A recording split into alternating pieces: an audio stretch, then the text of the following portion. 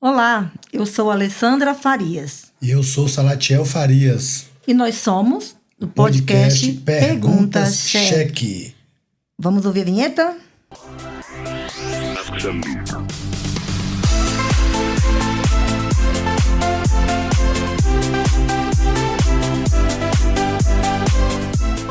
E eu vou estar falando aqui dos apoiadores, mas antes eu quero já avisar, o bate-papo hoje está daquele jeito. A gente vai falar sobre violência contra a mulher, está com uma pessoa especialista no assunto. Vocês que querem saber, se informar, tem muita coisa aqui hoje. A gente precisa falar aqui da Igreja Batista da Família, nos apoiou, né, nos abençoou. E essa Igreja Batista da Família ela fica na Rua Gonçalves Dias, número 280, Campo Belo, Cariacica. Tem cultos aos domingos, 19 horas, e às quartas-feiras, 19h30, o pastor Juca nos abençoou. Muito obrigado, fina. Deus continue abençoando. Temos também aqui Open Foods, que é um delivery de hot dog, de batata frita, de macarrão na chapa. E esse delivery tem um diferencial. Ele funciona de 18 horas às 2 da madrugada, porque geralmente a gente não encontra algo aberto depois da meia-noite. Então você chegou da facu, chegou do trampo, pode ligar, pessoal da Grande Nova Almeida, o delivery fica na rua Irupi, em Nova Almeida, falou? E temos também aqui o colaborador, o parceiro nosso, Tiel Story, que é o cara que trabalha com roupa de marca. Eu fui na loja dele essa semana. Lá tem peças de roupa que você não encontra em outros locais. Exclusividade. Você que gosta de andar bem vestido, meu irmão, pode já acompanhar, vai estar aqui. Tiel Story, tá bom? É isso, 100% original, é isso aí. Salatiel hoje trouxe novidades aí nos nossos patrocinadores, mas eu também tenho uma novidade boa aqui. A nossa convidada, a doutora Karen. A doutora Karen, ela é especializada em violência doméstica e é pós-graduada em advocacia civil e ela está cursando também psicanálise. Karen, muito bem-vinda. Este lugar é seu e a gente vai ter hoje um bate-papo para deixar toda dúvida hoje vai ser sanada. E aí, Salá, quem começa? Eu ou você? Porque eu tô ansiosa. Fica à vontade. Sinta-se em casa. Doutora, eu ouvi... Não, primeiro fala um pouquinho assim. Doutora Karen, sempre foi doutora Karen? Veio de uma família de doutores? Como é que foi isso aí? Não venho de uma família de advogados. Não tenho esse famoso QI. Foi na raça, foi na luta mesmo, no sonho. Foi, na verdade, um sonho que nasceu vendo um filme na escola, aos 15 anos de idade, numa escola pública, inclusive. E lá nasceu, o filme era Advogado do Diabo. É bem antigo o filme, hein? Tá revelando sua idade. Super antigo. E aí lá, sim, quando eu vi aquele filme, eu falei, é isso que eu quero fazer. Legal. É isso que eu vou ser. E aí nasceu o sonho no coração que eu só vinha realizar agora já. Depois de bem adulto, depois de mãe e tudo. E assim, agora que eu consegui. Doutora, essa especialização teve algum motivo, algum conhecido, alguma pessoa que passou por isso, sofreu esse tipo de problema? Explique pra gente, por favor. Teve. Eu mesma. Eu fui vítima. Eu fui vítima de violência doméstica em 2 relacionamentos. No último, que é o mais recente, foram 5 anos. No primeiro foram 8 anos e meio. Há muito tempo. E foi essa experiência que me fez advogada de mulheres. Foi essa experiência ruim que eu transformei hoje no que eu sou, né? Na especialização que eu resolvi, no caminho que eu resolvi trilhar. Essa é uma grande diferença de pessoas que pegam as suas dores e transformam em chamado. Em sonhos realizados, né? E outras pegam a dor e vai se enclausurar e morre naquilo. Então, acho importante a gente até trazer isso, né, para o nosso público aí, para quem vai nos ouvir, né? Suas dificuldades sirvam de motivação para você crescer. Exato, né? Porque toda dor que a gente passa tem um propósito.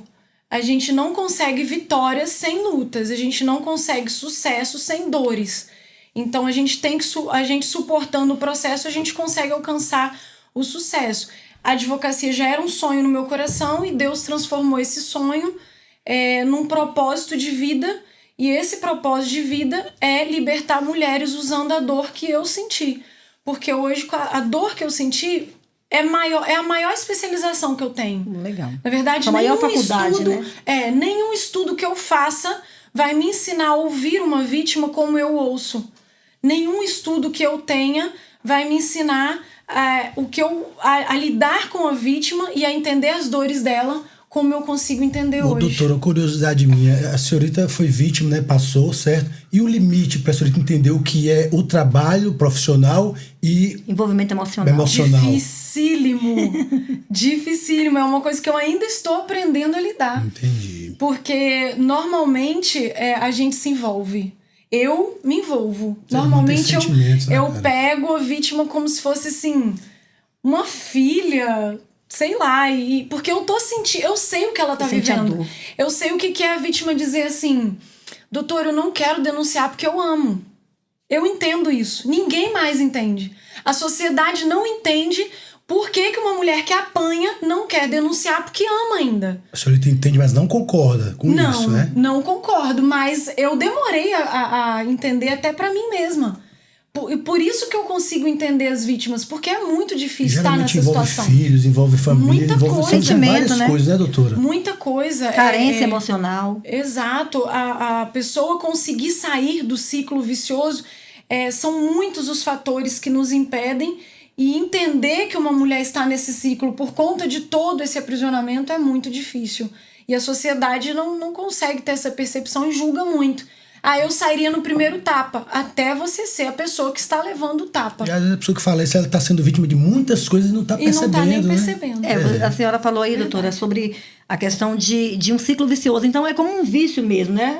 O dependente de químico, ele também não consegue sair da droga. Então, a violência doméstica é como se fosse uma droga. É como se fosse a dependência emocional, ela é como se fosse um dependente químico, é igualzinho. Só que na violência doméstica, a nossa droga é o parceiro. O parceiro é a nossa droga. A gente não se vê sem. E quanto mais a gente tem, mais a gente é alimentado. E a dependência emocional, ela é falta de algo lá atrás.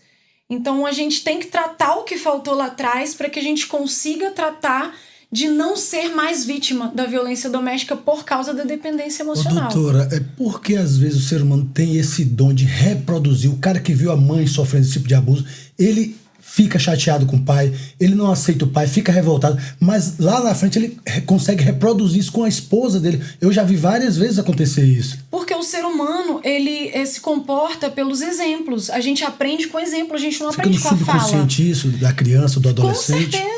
Com certeza a gente tá vendo como que o nosso pai tá agindo, tratando aquela mulher, o que ele vai fazer lá na frente? O mesmo que... Se você tá vendo... Mas ele não aceita, ele não acha legal. Ele se revolta com o pai, mas lá na frente, em algum momento, ele reproduz aquilo. Exatamente. Acho que é alguma foto do subconsciente, deve ser algo nesse sentido. Foi o exemplo que ele teve de vida. Meu pai tratava minha mãe assim, minha mãe ficava na relação. Se minha mãe ficava na relação, é porque é assim que eu tenho que tratar a minha mulher.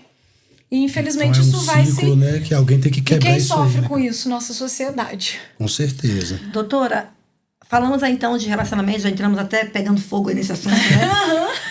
E como eu identifico? A senhora falou que ficou... vou chamar de você, que era mais nova que eu.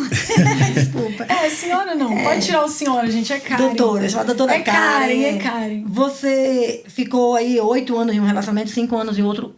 Existem algumas características para eu identificar o abusador? Que de repente alguma mulher tá aí e nem sabe. Tem como não saber que está no relacionamento abusivo? Tem. Muitas demoram a entender isso. E a característica? Tanto é que a gente vai ficando. E a gente só consegue entender normalmente quando começa a ter um acompanhamento de um profissional da mente. Psicólogo, psicanalista. Esses profissionais podem nos ajudar a entender. O que faltou lá atrás, por que a gente está aceitando apanhar, por que a gente está aceitando aquele abuso, por que a gente não tomou uma decisão de sair. Deve ter as características de um abusador. Isso. É possível? Então, as características assim, elas existem, são identificáveis, mas quem não estudou o assunto ou quem nunca passou por isso tem muita dificuldade em entender isso. Muita dificuldade. Eu hoje consigo identificar porque eu já passei. E depois de eu ter encerrado os meus ciclos, eu estudei muito o assunto. Então, como eu já estudei muito o assunto, hoje, qualquer coisa que a pessoa faça que já me desperta, opa, isso aqui é um comportamento abusivo, é um sinalzinho. Eu já tenho O que seria isso? Dá pra falar? Por exemplo... Isso, um exemplo. Eu vou dar um exemplo meio da minha vida pessoal. Eu saí com uma pessoa e essa pessoa, durante o almoço, pegou na minha mão e falou um possível assim... relacionamento, ou já era um relacionamento? Não, eu tava conhecendo mesmo. Ok. Primeira vez que eu tava vendo aquela pessoa e nós saímos pra almoçar. Ok. E aí, mas tinha um interesse sentimental por trás. E aí, a ideia era nos conhecermos mesmo. E aí, no primeiro almoço, essa pessoa pega na minha mão e fala, olha, no nosso próximo encontro, eu quero que você esteja com a unha clarinha. Porque essa unha, parece ser uma coisa tão simples, né, doutora? Mas essa que é a unha questão. preta é muito chamativa. Aí eu... Opa, não falei nada, mas aquilo já me despertou. Se no primeiro encontro ele já tá ditando como é que tem que ser a minha unha, cor, né? isso doutora, significa que quando casar... Você acha que a pessoa consegue identificar isso? Ela faz por cultura? É o que Aí isso? é que está. Normalmente o abusador, ele normalmente, tá? Não posso, eu não serve sou como médica base, da né? mente pra confirmar isso, mas a maioria dos casos dos abusadores, eles são narcisistas, eles têm um transtorno narcisista. E o cara que tem um transtorno narcisista, tudo que ele fala e faz é milimetricamente calculado. Absolutamente tudo calculado. Ele sai com você, ele já sabe o que ele vai falar, o que ele vai fazer. Só que a mulher que estuda o narcisismo, ela consegue perceber esse tipo de sinal, igual essa bobeirinha. Depois que casar, o cara não vai me deixar usar uma saia, um short, vai me bater, né? A gente já começa a pensar. E outra coisa que chamou a atenção foi o fato do cara ter falado mal da ex o almoço inteiro. Isso já tem que te despertar... Opa, por que ele tá falando mal daquela ex? Aí você começa a perguntar da outra ex também. Aí você pergunta da outra ex, falou mal da outra ex também. Opa. 2 vezes ele falou mal. Ninguém presta, só ele. Aí você já tem que despertar né? Já tem que ligar o alerta. Peraí, esse daqui eu tenho que dar uma pesquisada nele. Aí entra a questão da pesquisa. O que a gente pode fazer para não entrar num relacionamento abusivo? Infelizmente, a gente não consegue ter uma fórmula matemática, mas a gente tem métodos de prevenção. A gente pode fazer buscas no site do TJ, do Estado, né, no Tribunal de Justiça, porque o processo criminal ele é público. Essa informação é muito importante, doutora. São vários tópicos que a gente pode realizar para tentar amenizar a situação caso seja um abusivo. Mas isso é antes do relacionamento, né, doutora? Depois não, mais vamos supor nesse caso que eu fui conhecer a pessoa, preventivo. Não sei, aquilo ali já me despertou um gatilho, ok, mas deixa eu ir mais a fundo, ver o que tem mais. Ver se é isso e mesmo, aí que doutora? eu fui mais a fundo e tinha 2 medidas protetivas com 2 mulheres diferentes. E aí você já bloqueia a pessoa. Mulherada, fica a dica aí. Você pesquisou aonde? No TJ? TJ. Galera, olha aí, e foi só assim, só jogar o nome completo, não precisa documento, gente, não precisa nada. Nome completo da pessoa lá no site do TJ, o processo criminal é público, principalmente de violência doméstica. Vai estar lá se a pessoa foi condenada ou se o processo está tramitando, né? Ou se foi uma vítima só. Aí você, tudo bem, foi uma vítima só, pode ter alguma coisa errada aqui. Gente, mulher mente, a gente não pode, né? Eu sou advogada de mulheres, mas eu não posso negar que exista esse tipo de situação. A má fé, né? A má fé de usar a lei, infelizmente, ela existe. Doutora, mas 99% dos casos são reais, mas tem sempre aquele 1% que age com maldade. Como diria a música, 1% vagabundo, né? Então a gente olha no site TJ, tem 2 medidas protetivas com 2 mulheres diferentes, tem algo errado aí. Você vai juntando quebra-cabeça, né? Você vai continuar, você vai sair de novo com essa pessoa. Se tá no início e você já pode dar o fora, dá o fora, gente. Doutora, prevenido que remediar, né?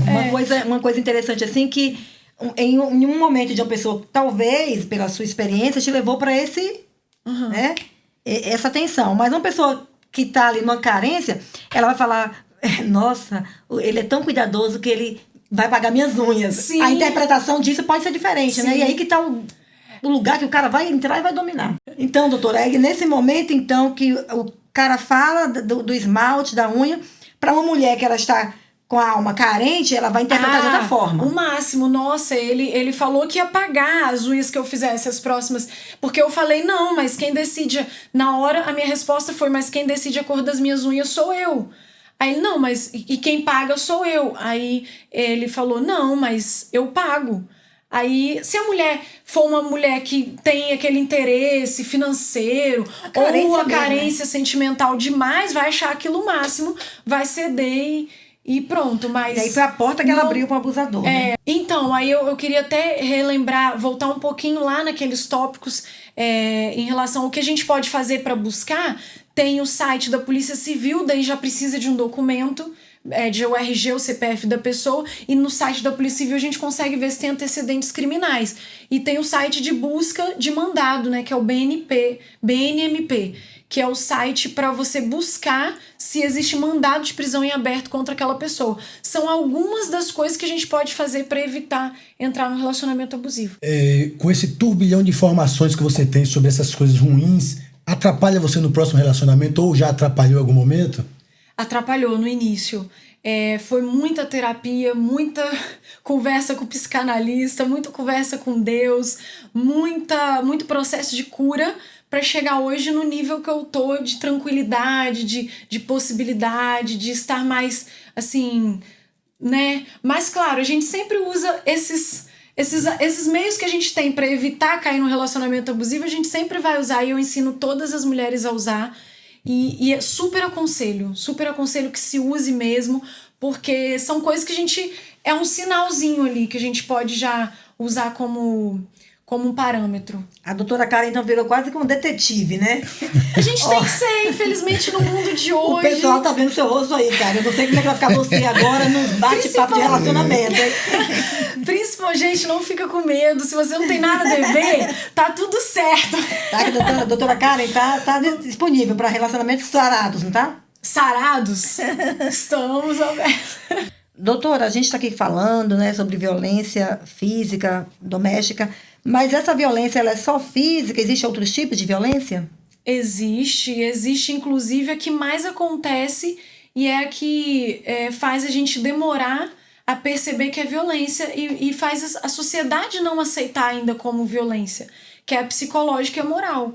É o xingamento, é a difamação, é a injúria que o parceiro comete dentro de casa e vai cometendo e vai xingando a mulher e vai tratando mal. A psicológica também, que, né, destrói a pessoa por dentro.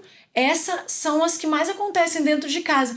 Elas fazem parte do início do ciclo. Começa com a moral, começa com a psicológica, até que começa com a física. Batendo na mesa, batendo na parede e depois batendo na pessoa. Com base nisso aí, tem uma pessoa que não se identificou do Espírito Santo. Esse tipo de pergunta, crônicas de ser humano, essa tipo de pergunta pode ser enviada, pode ser no bate-papo na rua, em algum supermercado. A pessoa enviou o quê? Eu sou pilhado com a violência física contra a mulher. Não admito, acho covardia, mas confesso que às vezes pratico a violência verbal contra minha companheira. Sei, sou um ser humano e preciso melhorar. Olha o que o cara falou. Que bom, né? Que bom, ele tá num ótimo caminho. Então, qual seria o conselho para essa pessoa? Ele reconhece, tem que melhorar. Qual ajuda? Como que... Olha, a psicanálise. E esse cara, ele tem ódio de quem pratica a agressão física. É o que você falou mas agora, ele reconhece que ele pratica a agressão verbal.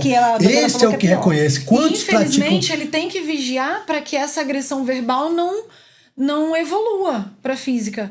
Porque, infelizmente, começa assim, é um xingamento e em algum momento ele vai estar muito nervoso e o xingamento não vai ser suficiente para descarregar a raiva. Esse reconhece. Quantos praticam agressão verbal e não reconhecem que é agressão? E aí ele reconheceu num momento muito bom, que tá ainda no início. Então, o que ele pode fazer? Procurar ajuda de médicos da mente, profissionais da mente, psicólogo, psicanalista, porque eles junto com a esposa podem entender que às vezes o bate-papo, a conversa, meios de evitar que se chegue nessa violência. Entendi. Doutora, as outras violências que você tinha me perguntado, a Lei Maria da Penha, ela define 5 tipos, né? Ela descreve 5 tipos, que é a violência psicológica, moral, patrimonial, pouco conhecida, é a física, e depois o código continua entre outras, ou seja, existem outras violências que com o evoluir da nossa sociedade estão aparecendo e aos poucos vão sendo criminalizadas no nosso Código Penal, que violência política, por exemplo, na época de eleições aconteceu muito, violência institucional, que acontece muito quando a vítima vai buscar ajuda nas delegacias e ela é maltratada pela pessoa que deveria acolhê-la. chama-se violência institucional. Então, são outros tipos de violência. Algum tipo de violência pode gerar algum tipo de indenização, doutora? Ou não? Todas elas, quando no findar do processo, sendo condenado o agressor, elas têm direito à indenização. Todas elas. O nosso Código de Processo Penal diz que a pessoa tem direito à indenização, a pessoa vítima de um crime tem direito à indenização. A senhorita consegue dar algumas dicas para a mulher que está sofrendo esse tipo de abuso, ela conseguir produzir provas contra o agressor? Sim, porque Quais hoje em dia a dicas, gente por está com favor? o celular na mão o tempo todo. Mas tem aquele agressor que sabe disso e o cárcere privado acaba retirando o celular dessa mulher. E aí ela fica mais difícil dela pedir ajuda. Mas a mulher que tem o celular na mão, que está conseguindo manter o celular na mão, produzir provas com o celular o tempo todo, gravações de áudio. Se não consegue fazer filmagem, coloca para gravar o áudio, né? Se não consegue... E documentação.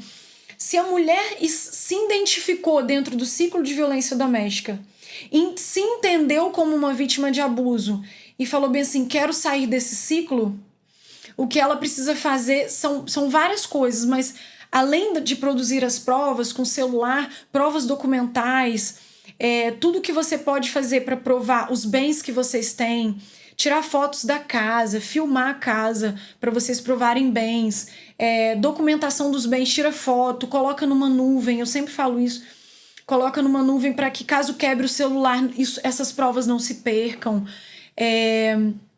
E produzir provas e depois ela se entendeu na violência doméstica, começar a procurar a rede de apoio. Essa é a parte mais importante, procurar a rede de apoio. Porque ela vai precisar da rede de apoio. E aí, se ela não tem, aí o Estado tem. O Estado tem casa-abrigo, o Estado tem atendimento psicológico, a mulher pode ser levada para outros estados, caso ela esteja assim, na iminência, né, de ser Risco, morta, né? Ameaças muito graves, né? Então a mulher pode procurar o Estado e lá na delegacia ela pedir o abrigo, pedir toda essa ajuda do Estado, o Estado também ajuda.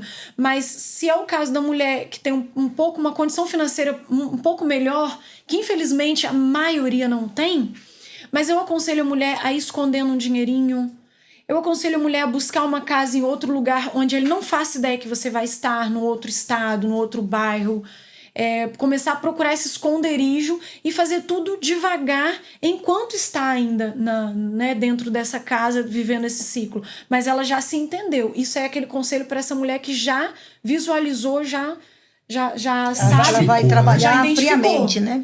Exato. É difícil, mas é possível. Doutora, alguns seguidores nossos aqui colocam perguntas lá no Instagram. E justamente o que a gente estava falando agora, de repente só complementa, né? O que fazer quando se tem medo de pedir ajuda? Boa pergunta.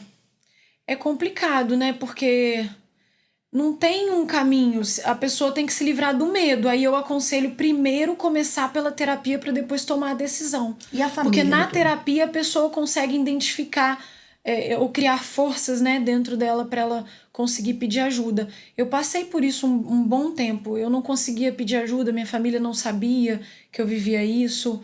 Foi bem complicado, porque a gente tá dentro do ciclo, já identificou que tá sofrendo, quer sair, às vezes a gente não sabe nem o que tá acontecendo, não sabe que o cara é narcisista, é abusador, a gente só sabe que tá sofrendo.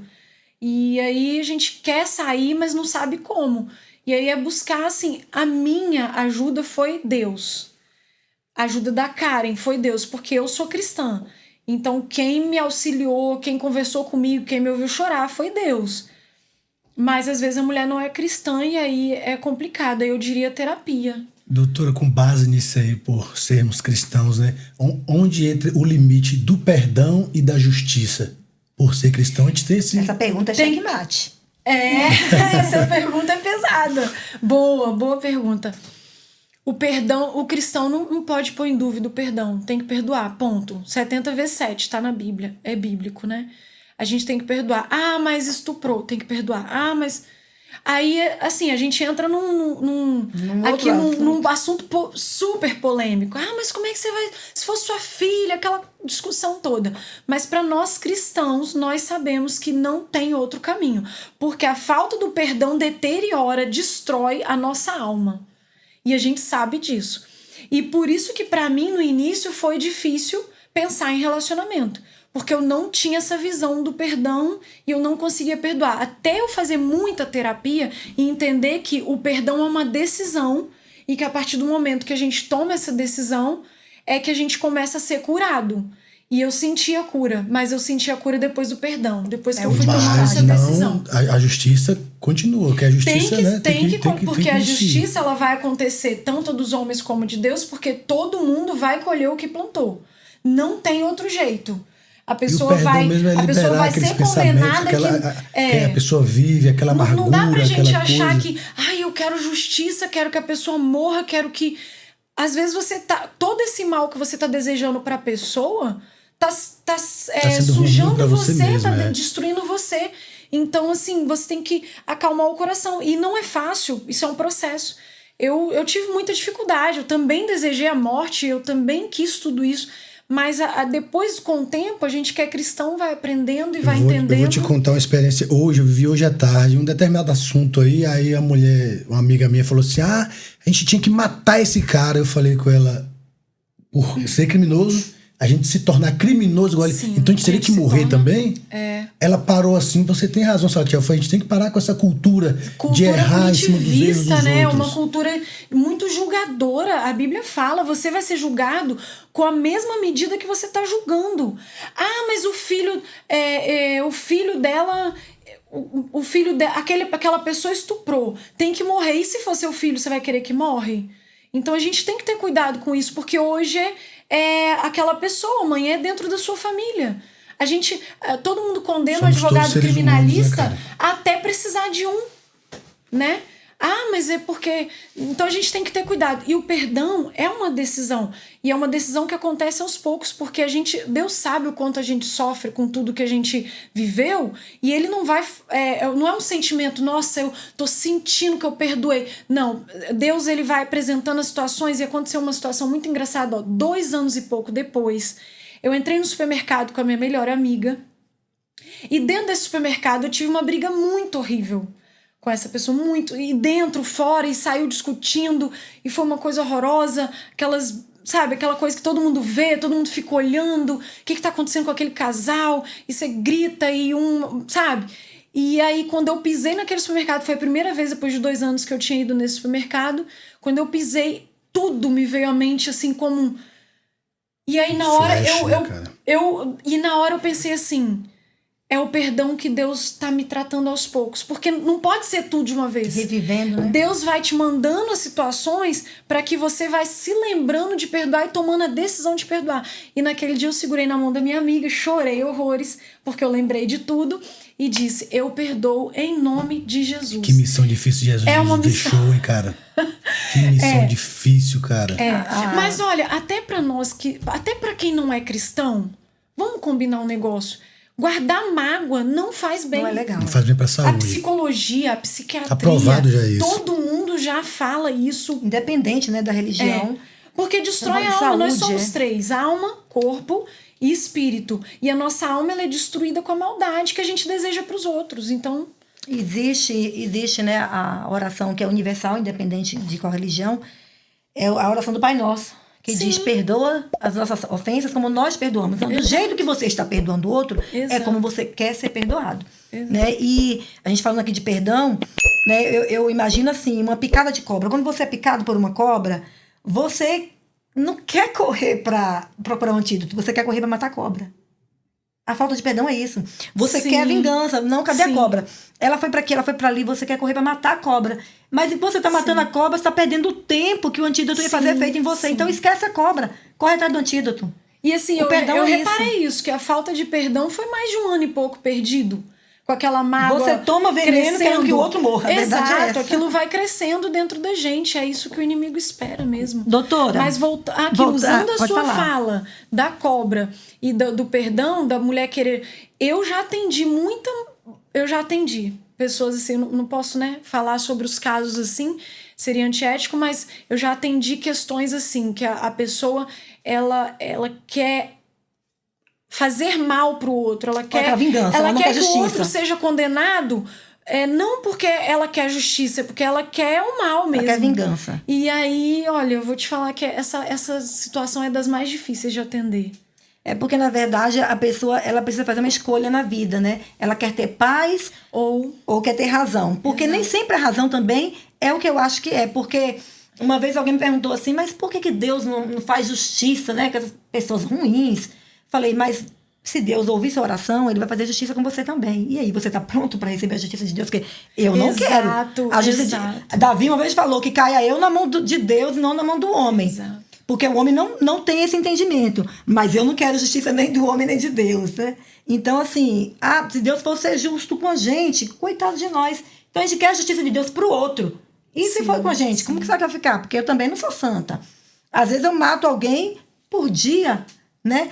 Com minha atitude, com minha fala. Talvez eu não bati em ninguém fisicamente, mas talvez eu fui violenta com alguém verbalmente. E aí, a justiça se vier pra mim? Eu tô pronta pra essa justiça? Então, cuidado quando a gente pede justiça de Deus pro outro, porque se ela vier pra mim, talvez eu não tenha condições. Eu preciso mais. Sabe que eu fui não tratada. Justifica o erro, né? Nós temos que procurar melhorar todos os dias, né? Sabe como que eu fui tratada com essa questão de perdão? Foi uma mensagem num vídeo do TikTok da Camila Barros, pastora Camila Barros. Eu me questionava, e toda vítima que eu atendo se questiona. Por que 1 mês de prisão só, doutora? Por que R$1.000 de indenização só, doutora? Por que só R$2.000 de indenização? Ele tem que pagar muito mais, ele tem que morrer na cadeia. E aí a gente desejando aquilo, e uma mensagem da pastora Camila Barros, ela falou assim, você orou tanto por essa pessoa quando estava com ele? Aí eu já tô falando para uma mulher que é cristã, né? Você orou tanto, e você acha que Deus vai jogar toda essa oração no lixo? Não, porque se você estava em santidade, estava orando, buscando, essa oração vai chegar no céu e Deus não joga no lixo, mas essa pessoa vai colher o que plantou. Isso não significa que vai ser no seu tempo. Então você tem que... E nem na sua justiça, né? Não é a sua nem balança, na sua né? justiça, exato. Então tem que ter calma. Às vezes 1 mês de prisão, R$5.000 de indenização não é nada para você. Mas no tempo de Deus a justiça irá acontecer. Tanto a dos homens como a...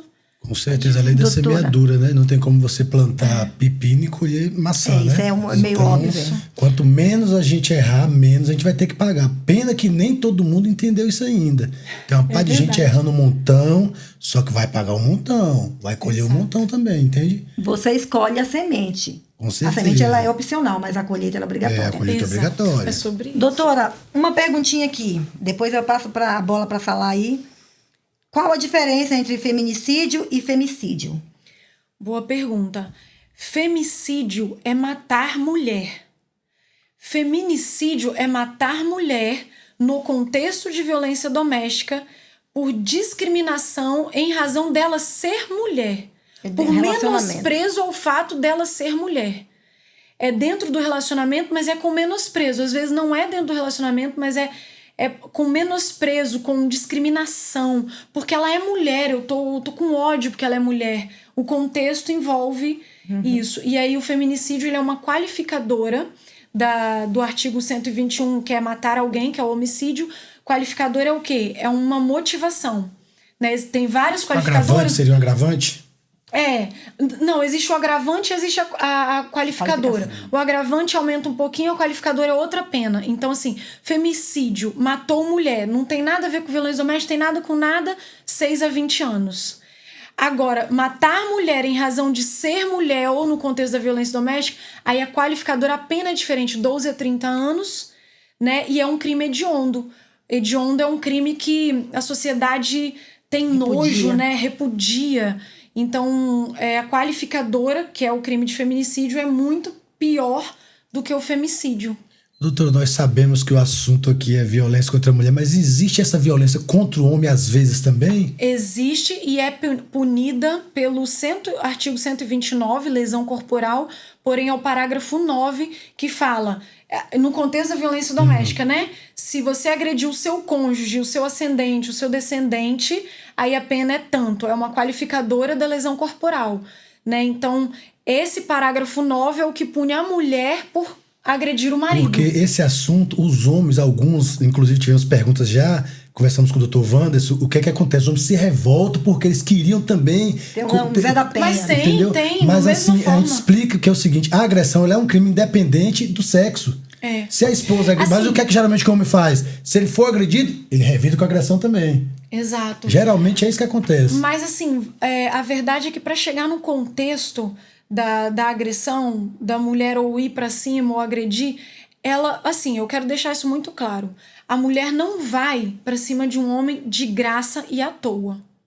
Ela tá ouvindo alguma coisa, ela tá dentro de um contexto de violência, ela tá sendo manipulada, Mas a senhora acha ela que tá sendo justifica, injuriada, doutora? caluniada. Porque senão o homem vai querer justificar Mas que ele não existe tá uma indo. coisa chamada gaslighting, né? Que o homem vai manipulando, vai xingando, vai fazendo a mulher ficar fora do controle, aí ela fica fora do controle, aí ele diz que ela é louca. Quando ela fica fora do controle por ele ter feito isso, e ela resolve ir pra cima, ou xingar, ou fazer o mesmo que ele fez, aí ele diz que ela é louca. Isso aí faz parte do contexto da manipulação. Então, isso aí eu acredito que seja num ambiente onde ele é um abusador. Porque o abusador usa né, essa condição. Mas eu acredito que Salatiel quer dizer o contrário, onde a mulher seja o abusador do relacionamento. Sim, existe essa possibilidade. Eu vi uma reportagem esses dias, o filho da mulher gravou porque a mulher ficava manipulando. Foi no Espírito Santo? Não sei que estado foi. O filho não aguentou aquelas manipulações. Eu confesso que é raro, mas eu peguei um caso assim já, da mulher ter usado a Maria da Penha de forma indevida. Mas ela era abusadora ou ela queria uma vingança? Então, eu ainda tô tentando entender por quê. Porque é complicada essa situação. É um caso que tá em andamento. Abusivo, aí eu prefiro nem falar ainda. Não, tudo bem. Porque ainda tá em andamento, mas eu vou descobrir. Eu tô sentindo que nesse caso específico a mulher é abusadora. Nós conversamos nos bastidores sobre teve um surfista, né, capixaba, que agrediu uma surfista em Vale. Uma coisa que eu queria deixar claro a respeito desse assunto é o seguinte, dos crimes da violência doméstica em relação ao homem, é que a Lei Maria da Penha ela só traz um crime, que é o artigo 24, que é o descumprimento da medida protetiva. É o único crime que existe na Lei Maria da Penha. Toda a Lei Maria da Penha, ela é informativa, ela é mais no sentido de dar margem, né? Orientar as outras leis, porque os crimes mesmo estão contidos no Código Penal. Sim. E lá no Código Penal a gente tem o crime do homicídio, que é o 121, com a qualificadora da Maria da Penha, feminicídio. Aí lá a gente tem a lesão penal do 129, mas tem o parágrafo 9, que é pro cônjuge, aí entra a mulher agressora, e tem o parágrafo 13, que é para o homem agressor. Entendi, então, doutora. assim, os crimes estão distribuídos crime no Código Penal. Independente do sexo. Exato. Por exemplo, eu falei há pouco tempo, nós vimos o caso do BBB. Eu até postei um vídeo sobre assédio, diferença entre assédio e importunação. Sim. No assédio e na importunação, tanto o homem como a mulher podem ser vítimas e culpados. Os agressores, a parte passiva. O homem e a mulher podem ser os agressores nessa situação da importunação. A mulher também comete importunação, a mulher também comete assédio. Então, mas crime, infelizmente tá lá no Código Penal, mas não é específico para a mulher. Então, existe esse preconceito, existe essa coisa assim, né? De, mas pro homem não tem uma lei que protege? Não, o Código Penal ele é para todos, ele é para punir o crime. Então, falta conhecimento, né, doutora? Falta o homem tem que buscar informação. Falta informação. Não assiste podcast, pergunta e faz o mesmo que a mulher, começa a criar prova, porque você tem vergonha, tem medo de ir na delegacia dizer que sua mulher te bate, então cria prova, começa a criar prova. E voltando ao assunto do surfista que agrediu, né, a mulher americana em Bali. Capixaba, né? E aí eu até conversei com a senhorita nos bastidores que eu já surfei, tem um costume do surfista do local. Por exemplo, eu sou de Jacaraípe, e aí aquele pessoal que vem de fora, eu tenho essa cultura que eles têm que me respeitar, essa onda é minha, não sei o quê. E, inclusive, eu falei com a doutora, com base nisso aí. A onda é sua. Com base nisso aí. Mas só que ele não tinha ninguém local, porque a mulher americana, ele é brasileiro, ele é Bali Indonésia. Só que o local tá no subconsciente. Será que aquele foi o primeiro soco? Não. Aí eu pensei que era um homem. E você acha que você pode dar soco no rosto de um homem? Como é isso? Você entende, cara? Entendi, é cultural. É cultural. É uma coisa que ele cresceu com aquilo ali. E aí eu já fui vítima disso. Eu já fiz vítima, que a gente reproduz. A violência doméstica, ela é fruto cultural. Ela tem essa origem. E o espaço aqui tá aberto. É doméstica. E o espaço tá aberto aqui também pro surfista, se ele quiser vir aqui, né, conversar, porque aqui é diálogo, ele pode vir também, tá convidado se quiser, pra falar sobre, né? Porque a gente vê muito vídeo, a questão mas realmente a gente viu ali uma situação, mas primeiro ele justificou, dei soco porque eu achava que era um homem. Já é estranho, agressividade gratuita. Aí, ok, vamos supor que tem essa coisa aí do local e ele é um homem. Tudo bem. Agora, lá na areia, ele já tinha visto que era uma mulher. Cara, na realidade eu entendi que ali alguém tentou instruir ele, mas quanto mais ele falava, mais... E a questão é o seguinte, cara? ok, se fosse só aquela situação, porque a gente vê que ele é uma pessoa agressiva que resolve as coisas na aparecendo agressividade. muitos vídeos. Aí depois foram aparecendo... Aí é o que eu falei no início até do nosso podcast. Olha o histórico dessa pessoa. Se você conseguir olhar o histórico dessa pessoa, porque o processo criminal ele é público, você já consegue identificar e ter um alerta de que, opa, ali aqui eu tô lidando com uma pessoa agressiva. Você olhou o histórico, porque ele tem um histórico, mas infelizmente eu acho que a ex-namorada nunca tinha denunciado. Tomou coragem agora. Isso acontece muito. E vem aparecendo alguns vídeos do cara, assim, né? Só que assim, na minha época não existia essa facilidade de internet, né? O que a gente falava? Olha como o cara trata a mãe. Exato. Sempre ouvi isso. Então... Sempre ouvi. Mas isso não cola. Não? Não, porque as minhas duas relações inacreditavelmente como tratava bem. Então, nossas avós estavam erradas. Ou às vezes era só na nossa frente. Fingimento, pode complicado, ser. É complicado. Tá lá as perguntas cheque aí pra A doutora. intimidade, a gente vai fazer o seguinte, a doutora tem canal, como que faz pra entrar em contato com a doutora? Tem pergunta cheque aqui que eu vi curiosa, Pode hein? fazer. Tem vários. Então, o Instagram é hoje @karencastro.adv. Aí tá lá, é a advogada delas e depois embaixo tem um link onde a pessoa pode ir direto no meu WhatsApp. Se precisar de ajuda, se quiser conversar comigo, eu tô aberta a conversar, precisa de um conselho, quero saber se isso é crime mesmo. Doutor, estou sofrendo violência doméstica. Especialista. Principalmente, entendeu que tá numa situação de violência doméstica, quero sair? Me liga. Orientação, né? O WhatsApp tá lá. O TikTok é @doutora de sucesso e Twitter também, @doutora de sucesso. Confesso que eu não uso muito. E é isso. O Facebook é Karen Castro. Então tem toda a rede social, vocês não vão ficar mais desamparadas. Né? Até YouTube eu vou começar a fazer também, gente. E na dúvida também, procura aqui o podcast que a gente já passa o contato dela. Tem lá meus contatos. Doutora, uma pergunta. Tenho duas perguntas aqui, se ela quer. A pergunta checkmate. Pode ficar à vontade. Traição é violência psicológica? É.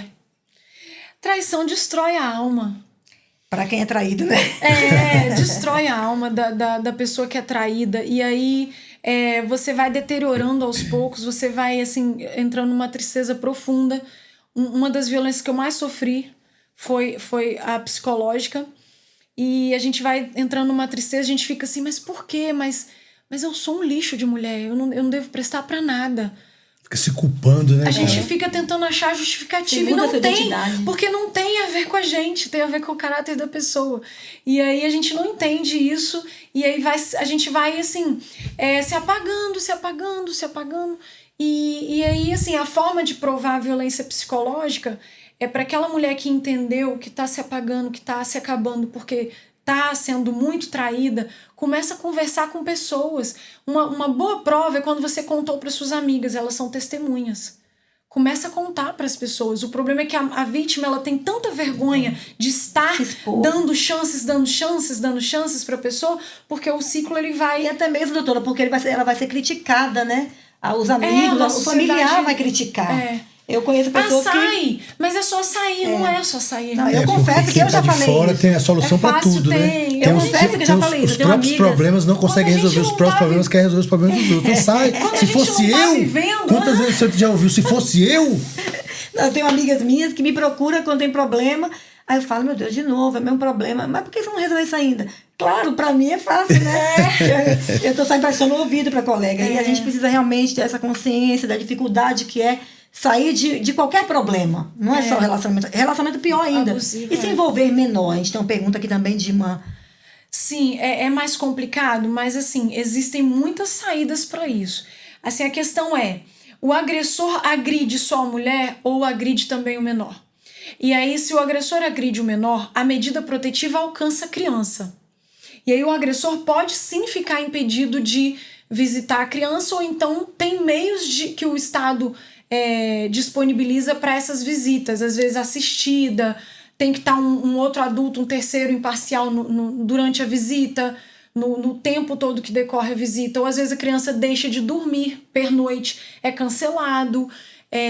tem várias formas de evitar que essa criança que foi agredida tenha contato. Agora, se a criança não foi agredida e a mulher foi, essa parte é muito importante. Se a mulher é agredida e pediu medida protetiva, a mulher não pode impedir a convivência da criança. E se ela fizer isso, pode sim ser condenada, julgada como alienação parental, sim. Doutora, o Estado... Porque a criança... Perdão, pode falar. Te interromper. Mas a criança, ela tem o direito de conviver com o pai, independente do que o pai fez com a mãe. E esse é um direito da criança. Então, se o pai deixou de pagar a pensão, a mulher também não pode pedir a visita. O pai não xingou ela. O que a mulher tem que fazer? Aliás, o agressor, perdão, é o agressor que tem essa obrigação de arrumar uma terceira pessoa para se comunicar com a mãe a respeito das visitas, a respeito de como vai se dar. Vou buscar que horas. Né? Vou buscar que horas.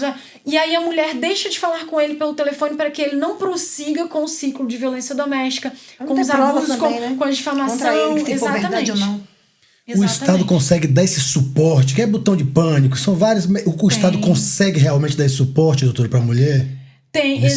Existem essas medidas protetivas, mas é o que todo mundo fala, o papel não protege. Infelizmente, tem casos que o papel não vai proteger mesmo. E aí é quando a gente percebe que o caso é muito sério, a gente sempre aconselha a mulher a sair para um lugar, ir embora para um lugar onde a pessoa não saiba onde é que é. Porque infelizmente o Estado não consegue dar essa proteção 24 horas. Eu já vi algumas reportagens que mesmo com medida protetiva a mulher ainda acaba perdendo a vida. O feminicídio acontece eu li a reportagem acho que anteontem. 80 e poucos % dos casos, se eu não estou enganada, são casos em que a mulher tinha medida protetiva. Quer dizer, talvez até provoca mais. É por isso que muitas também deixam de procurar a medida justiça. protetiva ela não protege a mulher Mas por quê? Vou explicar por quê. A mulher normalmente quer ouvir.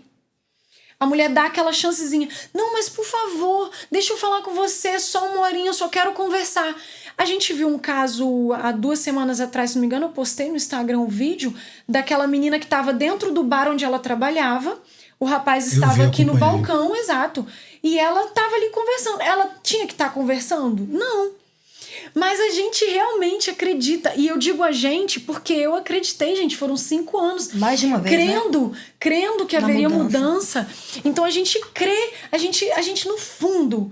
Eu vi um vídeo, foi um dos vídeos que mais me tocou, foi numa menina da Bahia que o cara colocou fogo na casa dela todinha. E ela falou pro repórter assim, acho que já injuriada das perguntas, por que você tava com ele ainda? Ela falou bem assim... A gente acredita na família. A gente tem um sonho de ter família. E a gente não quer ver esse sonho destruído. A gente não quer aceitar que esse sonho foi por água abaixo. Síndrome da Mulher Maravilha.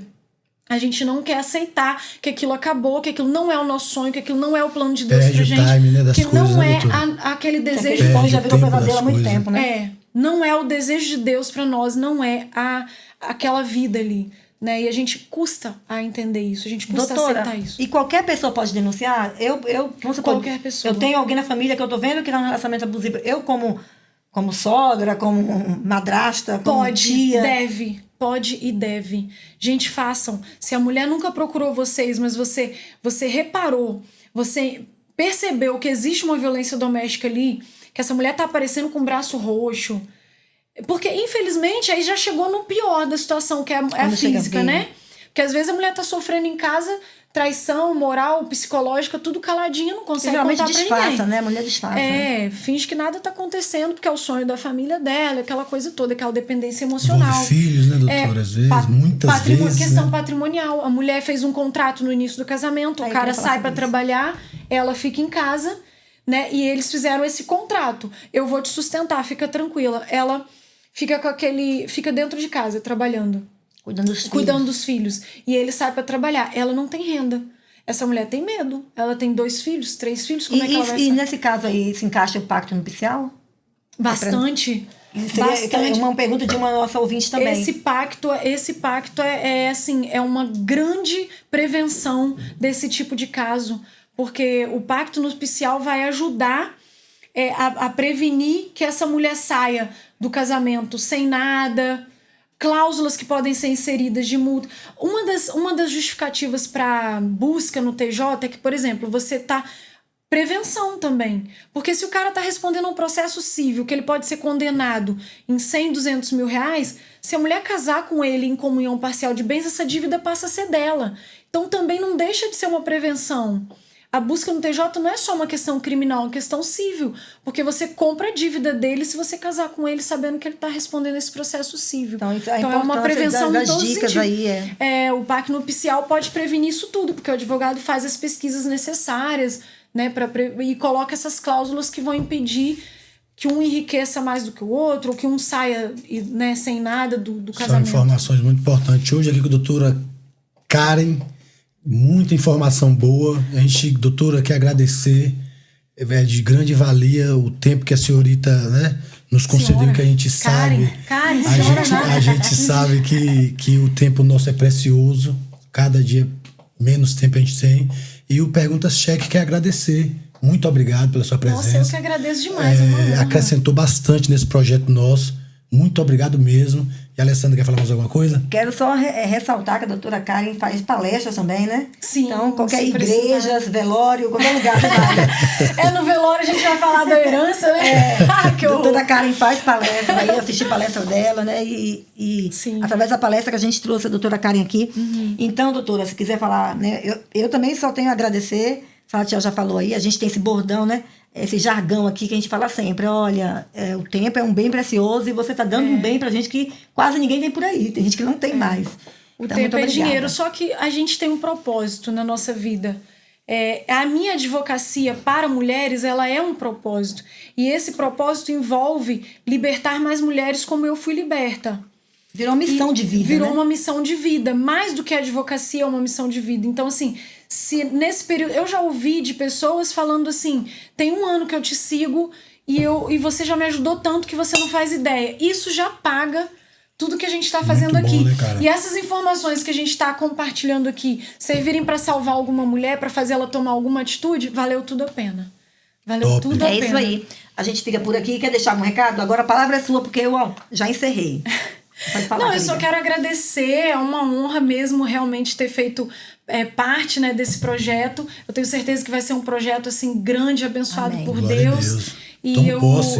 amém, eu abençoo e eu, Amém. né, a gente profetiza aqui que seja um projeto para não só espalhar a palavra de Deus porque vocês são cristãos, mas para gerar informações e salvar vidas através dessas informações. Então que seja para isso. Eu agradeço imensa oportunidade, que honra, obrigada. E que essa palavra chegue a muito mais pessoas, né? Então a gente E fica vamos por aqui, libertar mais né? mulheres. Fica por aqui com mais um Podcast Perguntas Cheque. Ask them.